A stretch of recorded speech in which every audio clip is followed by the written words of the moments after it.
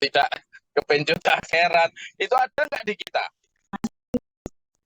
Lah ya kalau masih padahal itu tadi adalah faktor-faktor yang mendatangkan musibah. Lah kok kita ngundang musibah? Nah, kan pertanyaannya gitu. Jadi kalau kita mau merefleksikan ayat gitu caranya. Supaya apa? Supaya semua ayat itu reflektif dan juga aplikatif terhadap kehidupan kita. Lah kalau ngaji cuma dipahami huruf-hurufnya saja, ya nanti nggak nyambung dengan kita. Maka Allah di sini memberi kita peringatan bahwa bahkan orang yang sudah berjihad fisabilillah, berjuang berperang di jalan Allah loh, masih rentan atau masih bisa digoda setan untuk keliru seperti itu loh.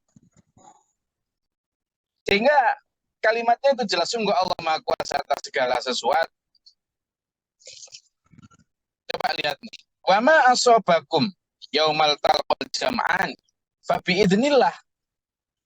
Dan semua apa yang menimpa kamu pada saat bertemunya dua pasukan, baik yang ketika sampean kalah di perang Uhud maupun yang ketika sampean menang di perang Badar, itu semua adalah biidznillah, dengan izin Allah. Artinya apa? Allah menolong di perang Badar dan Allah memberi pelajaran di perang Uhud. Semuanya adalah untuk jadi dasar kita berpikir. Jangan begitu dan begitulah, gitu kan? Jangan begitu, jangan seperti pada saat perang Uhud, dan begitulah seperti pada saat perang Badar. Pada saat perang Badar, semuanya satu tekad, semuanya mementingkan kepentingan semangat akhirat, itu menang. Bahkan kemenangan itu diraih pada saat jumlah pasukannya kalah jumlah, pada saat perlengkapannya kalah perlengkapan, tapi dimenangkan. Kenapa? Karena Allah menurunkan pasukan junudun lam tarauha, pasukan yang tidak tampak. Nah itu, maka kita pun begitu dulu di dalam menjalani kehidupan ini. Allah sebenarnya sudah semuanya atas izin Allah. Izin Allah, tetapi faktornya ya tetap perilaku kita. Nah, maka dari ujung itu kita bisa belajar banyak. Ayat ini surat Ali Imran mulai dari ayat 100 sampai ayat 165 ini tetap masih tentang bagaimana pelajaran yang diambil dari giroh semangat berjuang, bagaimana kehidupan dunia dan iming-imingnya itu bisa melemahkan semangat, bisa mencerai-beraikan persatuan. Nah, itu yang terjadi juga di zaman sekarang. Dari konteks peperangan itu kita tarik garis lurus ke sini, kekinian, menjadi konteks peperangan melawan hawa nafsu. Yaitu sekarang peperangan melawan iming-iming dajjal, ya melalui iklan, melalui iming-iming, semacam-macam itu. Nah, itu kita harus menang. Oh, eling perang Uhud gimana? Itu siapa yang turun dari pos penjagaan ke lembah itu? Kenapa mereka turun? Apa akibatnya turun? Bagaimana ketika sudah menyadari kesalahan? Dan sebagainya. Itu yang harus dipahami, ya.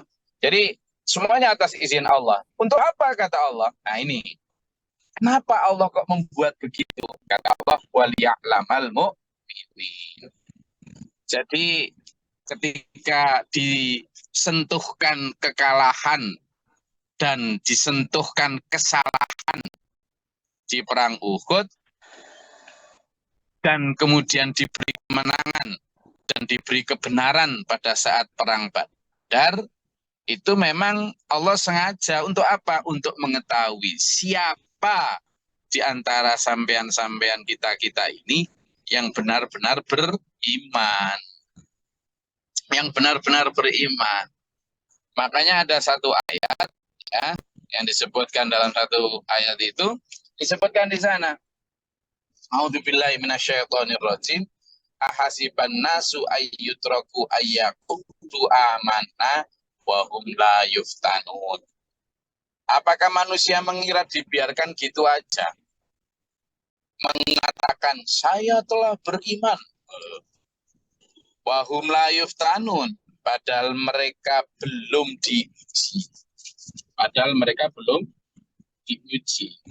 Gitu kan?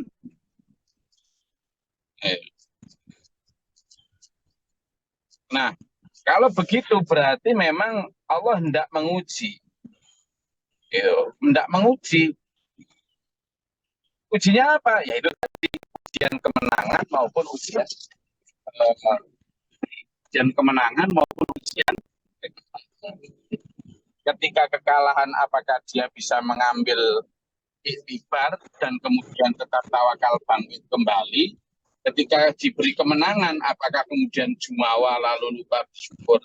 Sama dengan kita sekarang ini ketika diberikan kesehatan, kemenangan, kekayaan, apakah kemudian bisa apa ya bisa tak bersyukur.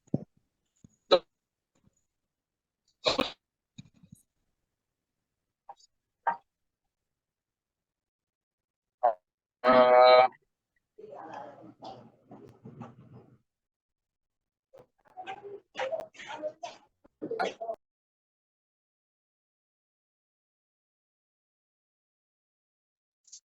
Demikian pula ketika dibantah sakit, apakah tetap kemudian rajin beribadah? Ya, sekarang kan enggak ya. Kalau pas lagi ditimpa sakit atau kemudian bangkrut, wih, rajin beribadah, dungonin nawaman ya Allah, nyuwun waras ya Allah, nyuwun tambahi rezeki, aku utang kula niki lho kathah Gusti, gitu.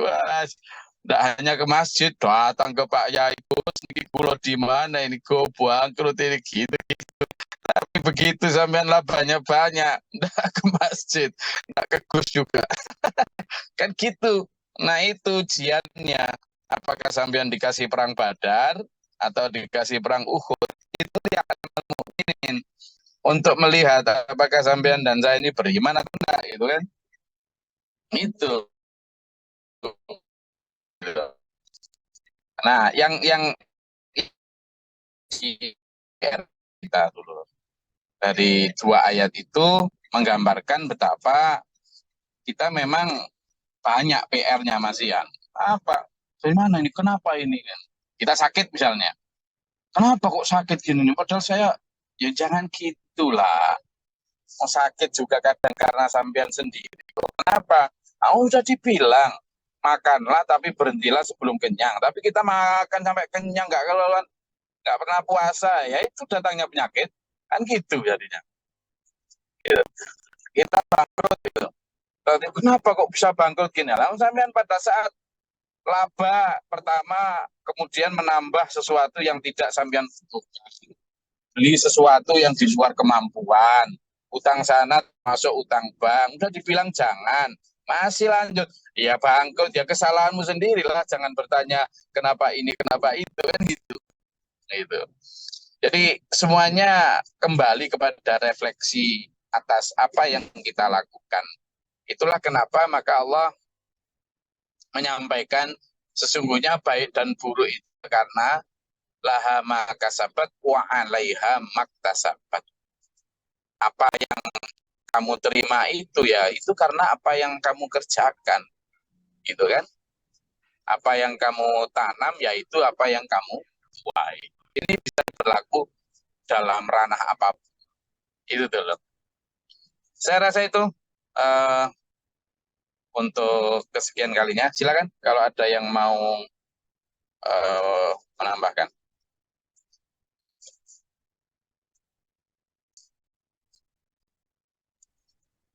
Assalamualaikum Gus. Izin Gus. Salam. Apa yang kita tanam, apa yang kita tunai gitu. Sepertinya kok sound seperti karma ya. Padahal kita dalam Islam nggak ada hukum karma ya Gus. Matur nuwun, Gus. Jadi sebenarnya itu bukan karma, tetapi kalau karma itu kan kayak sesuatu yang nanti terjadi setelah perbuatan kita kapan gitu ya. Tapi ini adalah sesuatu yang cash dibayar saat itu. Artinya itu hubungan kausalitas sebab akibat. Ya seperti yang Allah firmankan itu tadi, A'udzubillahi minasyaitonirrajim. Innallaha la yughayyiru ma biqaumin hatta yughayyiru ma bi anfusihim. Allah tidak akan merubah nasib satu kaum atau seseorang kecuali manusia atau kaum itu sendiri yang merubahnya. Artinya apa yang menjadi atau menimpa kita itu sebenarnya ya karena kita sendiri. Allah sudah memberi pilihan. Kamu kalau mau hidup sehat, ini loh caranya. Makan sebelum berhenti sebelum kenyang. Kalau mau sehat, makanlah yang halal. Enggak kita. Kemudian makan yang haram. Misalnya BABI. Yang jelas sudah banyak cacing pita, bla bla bla. Ya enggak sehat. Kita sudah dilarang. Homer itu tidak bermanfaat. Banyak mudaratnya daripada manfaatnya. Kalau mau sehat, jauhi. Masih diminum. Itu kan. Merokok banyak mafsadanya daripada manfaatnya. Akhirnya paru-paru kan gitu. Jadi dan seterusnya, berolahragalah biar kamu sehat. Kita jarang olahraga, akhirnya fungsi organ kita juga nggak maksimal. Jadi itu sebenarnya bukan sebuah kayak karma itu, tapi hubungan sebab akibat. Nah, karma sendiri sebenarnya dalam bahasa lain, bukan bahasa karma. Kalau karma bahasa lain. Di bahasa kita sebenarnya juga menjadi satu bahwa Allah itu membalas sesuai dengan apa yang kita lakukan. Itu Quran itu. Itu memang jelas ada baik di dunia maupun di akhirat. Ketika kata Allah, kamu membahagiakan orang lain, ya aku akan membahagiakanmu. Gitu. Ketika kamu menolong orang-orang miskin, maka aku akan menolongmu. Bahkan kamu menutupi aib orang lain, nanti akan aku tutupi aibmu di akhirat. Nah itu menjadi satu hubungan kausalitas atau hubungan alamiah sunnatullah yang memang begitulah kita dalam hidup ya, sehingga mungkin kita jadi berhati-hati. Ada lagi? Ini ya. Silakan. Gus. Ya. Ini di luar bahasan, Gus. Ya. Begini, Gus. Dalam sholat berjamaah itu seorang imam lupa akan jumlah rakaatnya, kemudian diingatkan sama makmum. Baik itu jamaahnya sholatnya ditambah rakaatnya. Kemudian rencana si imam ini mau sujud sawi. Tapi sudah salam baru ingat bahasa ini harus sujud sawi. Itu bagaimana, Gus? Sujud sawinya itu, Gus. Gimana baru ingat gimana? Kan diingatkan kalau rakaatnya itu kurang satu seumpama. Nah, rencananya imam ini kan nanti sebelum salam itu kan harus menjalankan sujud sawi, tapi lupa lagi, baru ingat itu sudah salamnya selesai, itu baru ingat. Gimana gitu? Ya, langsung kemudian makmum mengingatkan kembali bahwa tadi kurang, kemudian langsung berdiri menambah rakaat. Kemudian setelah itu ya tahiyat, sebelum salam dia sujud sahwi 2 kali dengan baca subhanakallahumma la ilaha illa anta. Sudah, kemudian salam langsung tanpa baca apa-apa. Ya, maksudnya itu jadi tetap begitu salam, Mbak. Sujud sawinya itu lupa lagi. Sujud sawi maksudnya. Ingatnya itu baru selesai salam itu, Gus. Lah iya, setelah salam itu makmum itu mengingatkan Pak Imam tadi kurang. Maka setelah itu imam ya langsung berdiri nambah rakaat, 1 rakaat. Kemudian langsung duduk setelah sujud 2 kali, kemudian tahiyat seperti biasa. Sujud sawi 2 kali, setelah itu duduk lalu langsung salam. Itu sudah dijalankan nambah rakaat sudah. Yang lupanya lagi sujud sawinya tuh lupa lagi sekalinya. Ya langsung sujud sawi aja, nggak nambah rakaat lagi. Itu nggih. Terima kasih Gus. Nggih, nggih. Langsung lupa. Kalau ternyata begitu sujud sahwi lupa lagi, yang lagi. Kalau masih lupa lagi, gotong keluarkan dari masjid. Nggih, nggih. Makasih. Wong imam kok pikun. Kalau sesekali tidak apa-apa. Lah kalau sudah sujud sahwi masih lupa lagi, nggak sujud sahwi.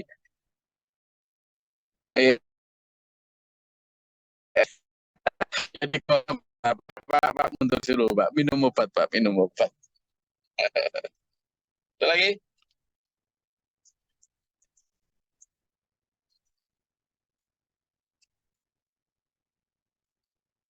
Enggak.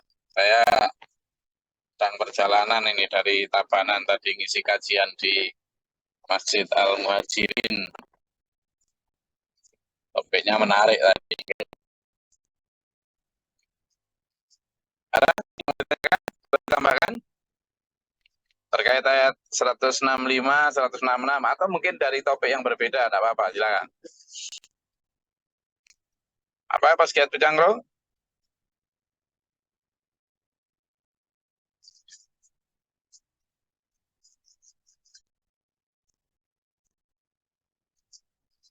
Oke, nggak ada ya. Kalau nggak ada, saya rasa gini. Jadi dari ayat ini kita bisa sadari dan pelajari bahwa sebenarnya kita itu disayang Allah ya. Sangat disayang Allah, terutama orang-orang beriman ya. Disayang Allah dengan disentuhkan kesalahan, kemudian diberikan ampunan ketika bertobat, lalu ditunjukkan kesalahannya. Kemudian dibimbing untuk tidak mengulangi kesalahannya lagi. Oh, itu beruntung sekali. Makanya enak hidup dalam komando itu enak. Hidup dalam bimbingan itu enak. Itu tidak takut salah langkah karena kita yang standarnya Allah yang membuat kita. Nah, itulah hidup yang kita cita-citakan sebenarnya, yang kita impikan. Saya ngasih bagaimana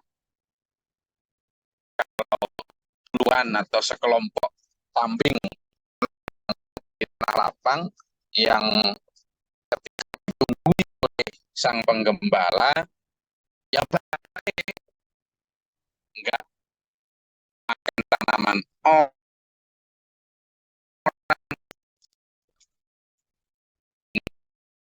enggak berantem dengan sesamanya, menuju ke tempat yang itu. Tetapi begitu ditinggal oleh sang penggembala, apalagi dalam jangka waktu lama, ya sudah nggak karu-karuan. Makan sana, makan sini, meskipun ada tali di lehernya.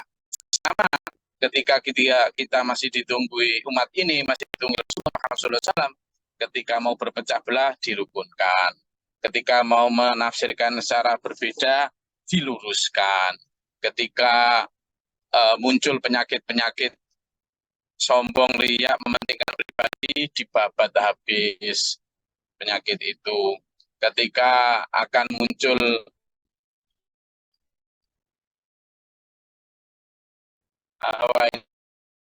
ini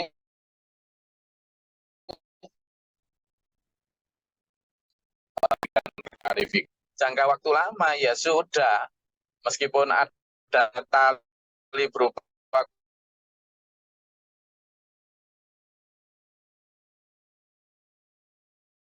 Quran, hadis di bibir dan di pikiran, tapi yang diseret menurut